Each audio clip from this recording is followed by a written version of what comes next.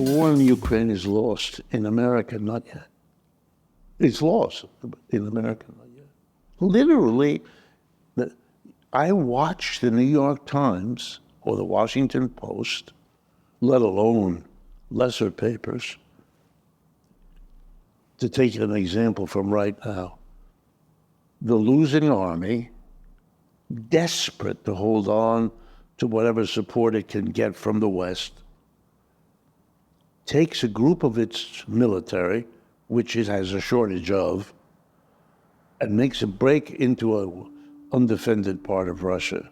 Of course, if you're following, that's pointless. It's hopeless. Has nothing to do with war.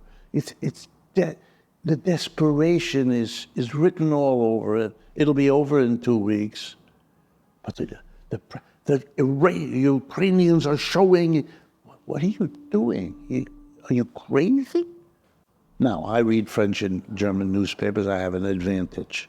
With the internet, I can read in my own other languages as easy as I can pick up an American paper. They don't make that mistake. So I have a whole nother network of sources.